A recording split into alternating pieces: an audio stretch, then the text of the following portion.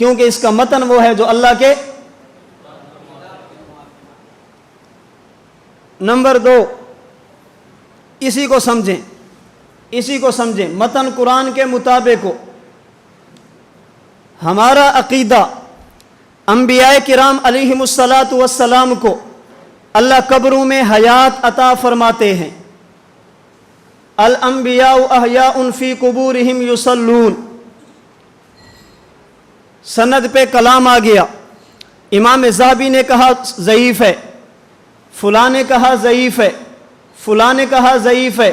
ہم نے کہا اگر ضعف ثابت ہو بھی جائے، نبی کی حیات فی القبر وہ ہے جو قرآن کی آیات کے مطابق ہے. نبی کی قبر کی حیات وہ ہے جو قرآن کی آیات کے مطابق ہے. نمبر 1 سورۃ البقرہ آیت نمبر 154. قاضی ثناء اللہ پانی پتی رحمہ اللہ نے تفسیر مظہری میں، حکیم الامت حضرت تھانوی نے بیان القرآن میں، مفتی اعظم پاکستان مفتی محمد شفیع عثمانی نے معارف القرآن میں، حضرت مولانا عبدالحق حقانی نے تفسیر حقانی میں، ان 5 مفسرین نے 4 مفسرین نے ان 4 تفسیروں میں لکھا قرآن کی یہ آیت دلیل ہے کہ نبی وفات کے بعد قبر میں زندہ. 4 مفسرین نے.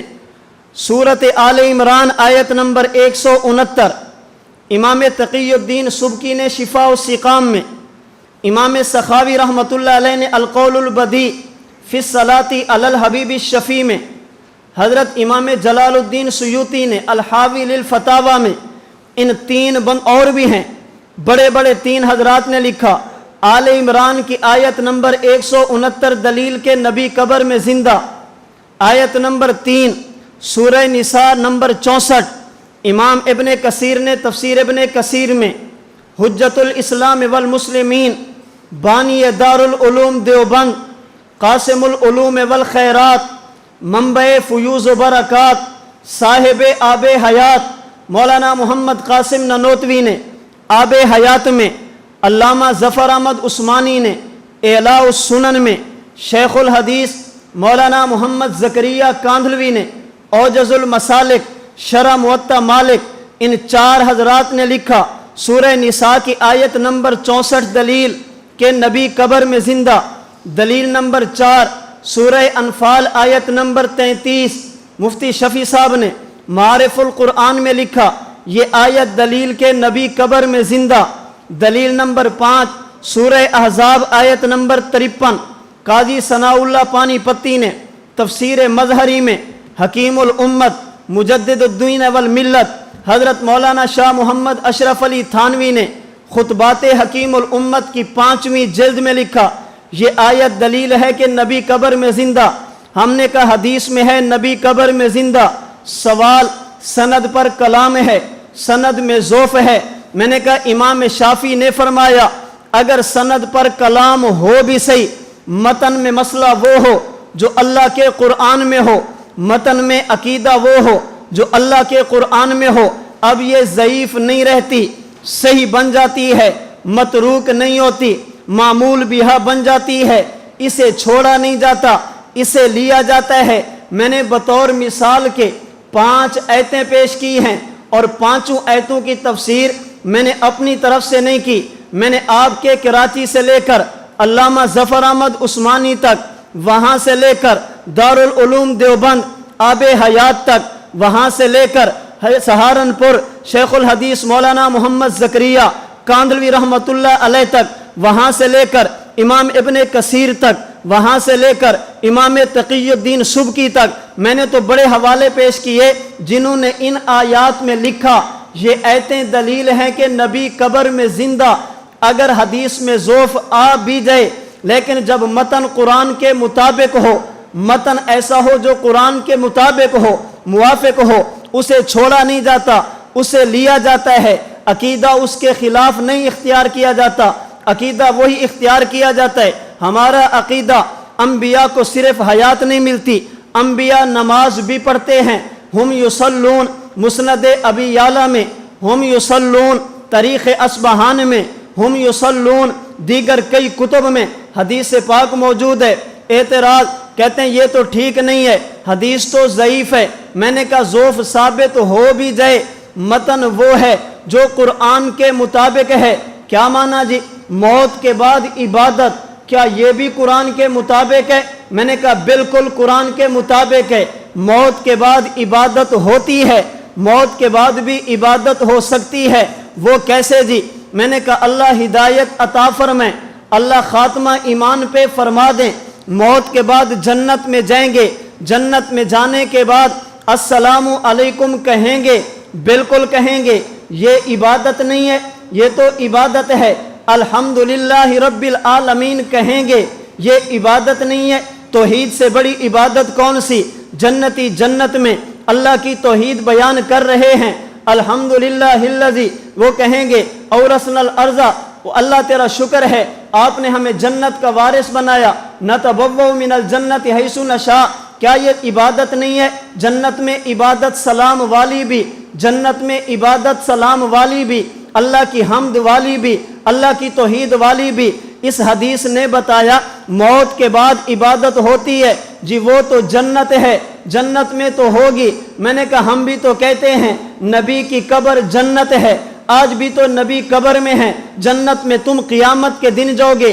اللہ کے نبی تو آج بھی جنت میں آرام فرمائے ہیں، تمہیں یقین نہ ہے اٹھا کر دیکھو فتح الباری، شرح بخاری، عمدۃ القاری، شرح بخاری، الکنز المتواری، شرح بخاری، اور کچھ بھی نہ ملے حاشیہ بخاری، محدث احمد علی سہارنپوری کا، اللہ کے نبی نے فرمایا ما بین بیتی و منبری روضۃ من ریاض الجنہ، نبی نے اسے جنت کا ٹکڑا فرمایا۔ اس پہ جو اشکالات ہیں کل اگر نشست ہوئی میں اسی حدیث پہ بات کروں گا، اس پہ سوالات کیا ہیں، اعتراضات کیا ہیں، کیا وسوسے شبہات پیدا کیے جاتے ہیں۔ محدث احمد علی سہارنپوری سے لے کر ابن حجر اسقلانی تک محدثین نے لکھا اللہ کے نبی قبر میں آج آرام فرمائے ہیں، یہ قبر نہیں ہے، یہ جنت ہے۔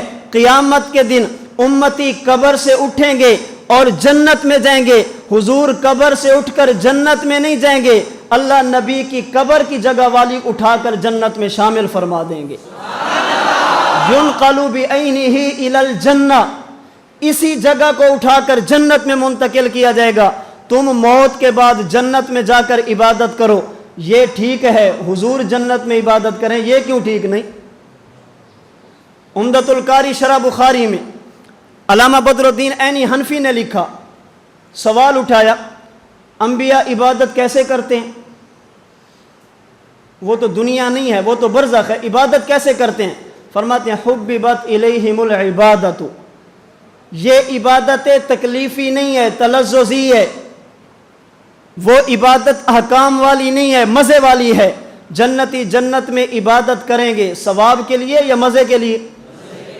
حضور قبر میں نماز پڑھتے ہیں ثواب کے لیے نہیں، مزے لینے کے لیے۔ اللہ نے اپنے نبی کو قبر میں نماز پڑھنے کی اجازت عطا فرمائی ہے، تو متن قرآن کے مطابق ہے یا خلاف ہے؟ قرآن کے مطابق ہے۔ نمبر 2، اگر کسی حدیث کی سند پر کلام ہو لیکن متن ایسا ہو جسے تواتر کا درجہ مل جائے تو اب وہ صحیح ہوتی ہے، ضعیف نہیں ہوتی۔ حدیث الانبیاء احیاء فی قبورہم یصلون، یہ حدیث صحیح بھی ہے، یہ حدیث متواتر بھی ہے، یہ حدیث صحیح بھی ہے، یہ حدیث متواتر بھی ہے۔ صحیح امام بیہقی نے سنن حیات الانبیاء بعد وفاتہم میں، امام سبکی نے شفاء السقام میں، امام حیثمی نے مجمع الزوائد میں، صاحب قصیدہ بردہ امام بصیری نے اتحاف الخیارۃ المہرہ میں، ابن حجر اسقلانی نے فتح الباری شرح بخاری میں، علامہ سمہودی نے خلاصۃ الوفا میں، امام سیوطی نے اپنی کئی کتب میں جامع الاحادیث وغیرہ میں، ملا علی قاری نے مرکات شرح مشکات میں، محدث عبد الرؤف مناوی نے فیض القدیر میں، اسی طرح علامہ زرقانی نے شرح الزرقانی میں، خاتم المحدثین علامہ کشمیری نے فیض الباری میں، آپ کے کراچی کا بہت بڑا نام شیخ الاسلام علامہ شبیر احمد عثمانی نے فتح الملہم شرح صحیح مسلم میں، علامہ ظفر احمد عثمانی نے اعلاء السنن میں، شیخ الحدیث مولانا محمد زکریہ कांधलवी रहमहुल्लाह ने फ़ज़ैल आमाल उसके हिस्सा फ़ज़ैल दुरूद शरीफ में इस हदीस को सही फरमाया, इनसे इस्तिदलाल किया, इनकी सेहत साबित है। नंबर 2, अगर इसकी सनद पर कलाम साबित हो भी जाए, ये मुतवातिर हैं। किसने कहा? अल-हावी लिल फतावा में इमाम सुयूती ने, अल फतावा अल कुबरा अल फ़िक़हिया में इब्न हजर मक्की हैसमी ने, नज़्मुल मुतनासिर में मुहद्दिसीन ने लिखा, अंबिया की हयात की अहादीस क्या हैं? तवातरत बिहिल अखबार। अंबिया की हयात फिल कब्र की रिवायतें क्या हैं? मुतवातिर हैं। अगर सनद ज़ईफ़ भी हो, सनद में ज़ोफ़ आ भी जाए, तो तवातुर ऐसी चीज़ है जिसकी वजह से मतन क्या होता है? काबिल अमल। और ये क्या है जी? ये क्या है? मुतवातिर। समझिए। और तवातुर की वजह से ज़ोफ़ क्या हो जाता है? शरह नुख़बतुल फ़िक्र में इब्न हजर अस्क़लानी ने लिखा है, शरह नुख़बतुल फ़िक्र की शरह में मुल्ला अली क़ारी रहमहुल्लाह ने लिखा है, और कई हज़रात ने लिखा है, अल मुतवातिर ला युबहसु अन रिजालिही बल यजिबुल अमलु बिही मिन गैरि बासिन। रावी कैसे हैं उस वक़्त चेक करते हैं जब मुतवातिर न हो। जब तवातुर का दर्जा हासिल हो जाए फिर सनद को चेक करने की ज़रूरत नहीं है। अच्छा जी, सवाल, मुतवातिर किसे कहते हैं? मुतवातिर हम किसे कहते हैं? जिसको नकल करने वाले इतने ज़्यादा हों, अक्ल सलीम समझे कि ये झूठ पे जमा, जिनका झूठ पर इत्तेफाक करना महाल हो, इसे क्या कहते हैं? यही है मुतवातिर की तारीफ, कोई और तो नहीं है, यही है। अब एक मौलाना साहब तकरीर फरमा रहे हैं, मुतवातिर की तारीफ करो, बहुत ज़्यादा हूँ। कहता है अब कुल्ला माँ की कसम, तलाक की कसम उठाकर बताओ, अंबिया की हयात की हदीसें मुतवातिर हैं? तलाक की कसम उठाओ, ये मुतवातिर हैं? सनद पेश करो जिसको नकल करने वाले इतने ज़्यादा हों, किसी एक हदीस की सनद पेश करो। समझिए, तलाक की कसम उठाओ, ये मुतवातिर हैं। मैंने कहा तफसील मैं अर्ज़ करके कसम मैं भी उठा लेता हूँ, आप भी उठा लें। तफसीर हमने जो मुतवातिर कहे, हमसे पूछो ना मुतवातिर क्यों है। जब कहा हमने तो पूछो हमसे, ये एतराज़ क्यों है? उन्हें मुतवातिर की तारीफ़ पूरी नहीं आती, और हम परेशान इसलिए नहीं, हमें हज़रत कश्मीरी के साथ ताल्लुक़ है, हमारा उनके साथ ताल्लुक़ है, हमारी रूहानी निस्बत उनके साथ है, हम उन्हें अपना बड़ा बुज़ुर्ग समझते हैं। उन्होंने इस मसले को हल फरमाया। हज़रत कश्मीरी फरमाते हैं तवातुर की 4 किस्में हैं। नंबर 1 तवातुर इस्नादी, जो तारीफ़ उमूमन की जाती है, जिसको नकल करने वाले बहुत हों। मन कज़बा अलैया मुतअम्मिदन फल्यतबव्वा मक़अदहु मिनन नार, ये मुतवातिर इस्नादी है। नंबर 2 मुतवातिर तबक़ाती। मुतवातिर तबक़ाती का माना जिसे तबका दर तबका लोग लेते हैं, एक जमात ले वो आगे दे, वो आगे दे, जमात दर जमात आगे मुंतकिल हो। जैसे कुरान करीम ये तवातुर तबक़ाती के ज़रिए हम तक पहुँचा, हुजूर ने सहाबा को, उन्होंने ताबईन को, चलते चलते आज हम तक पहुँचा, ये तवातुर तबक़ाती है। नंबर 3 तवातुर तवारुस या तामुल, जिस पर उम्मत के हर दौर के लोगों ने अमल किया हो। मुर्दा फौत हो जाए, गुस्ल दो, हर दौर में अमल है। कफन पहनो, हर दौर में अमल है। जनाजा पढ़ो, हर दौर में अमल है। दफन करो, हर दौर में अमल है। ये तवातुर तामुल है। नंबर 4 तवातुर क़द्र मुश्तरक या तवातुर मानवी। क्या माना? एक अकीदा हो, उस पर कई रिवायतें हों, एक रिवायत के लफ्ज़ और हों, दूसरी के और हों, तीसरी के और हों, नकल करने वाले ज़्यादा ना हों, लेकिन रिवायतें 5, 6, 7, 8, 9, 10 तक चली जाएं। इतनी रिवायतें हों, लफ्ज़ अलग अलग हों, रावी अलग अलग हों, लेकिन जब तमाम को इकट्ठा किया जाए, मतलब सब का एक निकले, मफ़हूम एक निकले, क़द्र मुश्तरक एक निकले, इसे कहते हैं तवातुर मानवी। अल्फाज मुतवातिर नहीं होते, सनद मुतवातिर नहीं होती, अल्फाज अलग अलग, लेकिन जब सबको इकट्ठा करें मतलब सब का एक निकले, इसे कहते हैं तवातुर मानवी। मैं समझाने के लिए पहले मिसाल देता हूँ, फिर इस सवाल का जवाब अर्ज़ करता हूँ। आप यहाँ जामा मस्जिद महमूदा احمد المدارس میں تشریف لے آئے، کورس ہونے لگا۔ ایک بندہ یہاں پہ آیا حضرت مولانا عبد الماجد صاحب دامت برکاتہم العالیہ کے پاس۔ میں پہلے کہہ دیتا ہوں، نقل کذب نہ باشد، ٹھیک ہے، جھوٹ نقل کرنے سے بندہ نقل کذب نہ باشد۔ ان سے آ کر کہتا ہے کہ مولانا آپ کے ہاں کورس ہو رہے، میں تو بہت پریشان ہوا، حیران ہوا۔ صبح جب میں تہجد کے وقت آیا، ایک طالب علم بھی سویا ہوا نہیں تھا، اٹھ کے تہجد پڑھ رہے تھے۔ دوسرا آ گیا، مولانا میں پریشان ہوا، حیران ہوا، جب نماز کا وقت ہوا یہ 10 منٹ پہلے مسجد میں جا کر خاموشی کے ساتھ بیٹھے تھے، ایک بھی بات نہیں کر رہا تھا۔ تیسرا آ گیا، میں نے نماز پڑھی، ایک بھی ان میں مسبوق نہیں تھا، سب نے تکبیر اولیٰ کے ساتھ نماز پڑھی۔ چوتھا آ گیا، نماز کے بعد سورہ یاسین سب نے پڑھی ہے، ایک بھی اٹھ کر چھپ کر لیٹا نہیں ہے، سب نے بیٹھ کر سورہ یاسین پڑھی۔ پانچواں آ گیا، انہوں نے ذکر کیا ہے اور ذکر بھی بیداری کی حالت میں کیا ہے، سو کر نہیں کیا، اٹھ کر ذکر کیا ہے۔ چھٹا آ گیا، سبق کا وقت ہے 7 بجے، یہ 6:55 میں کلاس میں تھے اور خاموشی کے ساتھ بیٹھے تھے، ایک بھی بات نہیں کر رہا تھا۔ ایک اور آ گیا، جب استاد سبق پڑھا کے فارغ ہوئے، استاد بعد میں گئے، استاد پہلے گئے، یہ بعد میں گئے، جب تک استاد بیٹھے رہے ان میں سے ایک بھی نہیں اٹھا۔ ایک اور آ گیا، سبق کا وقت ختم ہوا، دسترخوان پہ ترتیب کے ساتھ بیٹھے، شور مور نہیں کیا، اس کے بعد سو گئے، سبق کی پابندی کی۔ عصر کے بعد باہر نہیں گئے، مغرب کے بیان میں بیٹھے، عشاء پڑھی، کھانا کھایا، خاموشی کے ساتھ سو گئے۔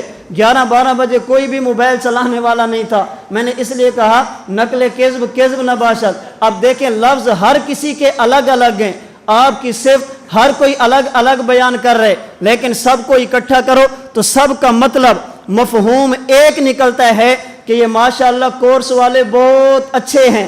جس نے کہا تہجد پڑھتے ہیں مطلب اچھے ہیں، نماز کی پابندی کرتے ہیں مطلب اچھے ہیں، نظم کا خیال کرتے ہیں مطلب بہت اچھے ہیں، بات مانتے ہیں مطلب بہت اچھے ہیں، وقت پہ سوتے ہیں، وقت پہ اٹھتے ہیں مطلب بہت اچھے ہیں۔ الفاظ اپنے اپنے، سب کو اکٹھا کیا، مفہوم ایک نکلا، اسے کہتے ہیں تواتر معنوی۔ اب توجہ رکھنا، ایک حدیث الانبیاء احیاء فی قبورہم یصلون، لفظ الگ ہیں، سند الگ ہے۔ ایک روایت مررت علی موسیٰ لیلۃ اسری بی عند الکثیب الاحمر وہو قائم یصلی فی قبرہ، لفظ الگ ہیں، سند الگ ہے۔ ایک روایت ان للہ ملائکۃ سیاحین فی الارض یبلغونی من امت السلام، لفظ الگ ہیں، سند الگ ہے۔ ایک روایت ما من احد یسلم علی الا رد اللہ علی روحی حتی ارد علیہ السلام، سند الگ ہے، متن الگ ہے۔ ایک روایت ان اللہ حرم علی الارض اجساد الانبیاء، سند الگ ہے، لفظ الگ ہیں۔ ایک روایت ان تأکل اجساد الانبیاء نبی اللہ حی یرزق، لفظ الگ ہیں، متن الگ ہے۔ ایک روایت ان صلاتکم معروضۃ علی، سند الگ ہے، لفظ الگ ہیں۔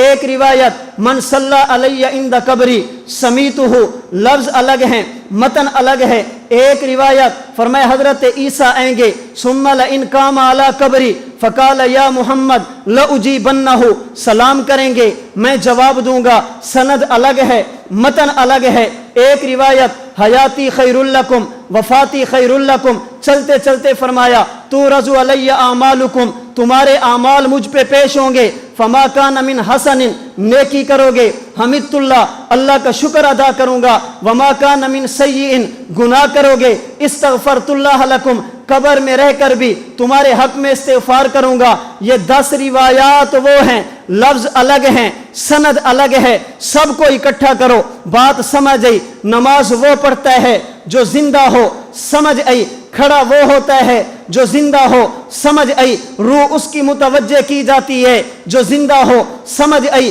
سلام وہ سنتا ہے جو زندہ ہو، سمجھ آئی۔ جواب وہ دیتا ہے جو زندہ ہو، سمجھ آئی۔ فرشتے سلام اسے دیتے ہیں جس میں حیات ہو، سمجھ آئی۔ قبر پہ جا کر سلام وہ کرتا ہے جس میں حیات ہو، سمجھ آئی۔ جواب وہ دیتا ہے جو زندہ ہو۔ یا رسول اللہ استسقی لامتی کا فانہم قد ہلکوا، قبر پہ جا کر اللہ کے نبی دعا فرمائیں، اللہ بارش عطا فرمائیں، دعا اس سے کری جاتی ہے جو زندہ ہو، استشفاء اس کے پاس ہوتا ہے جو زندہ ہو، اعمال اس پر پیش ہوتے ہیں جو زندہ ہو، اعمال پر اللہ کا شکر وہ کرتا ہے جو زندہ ہو، گناہ دیکھ کر استغفار وہ کرتا ہے جو زندہ ہو۔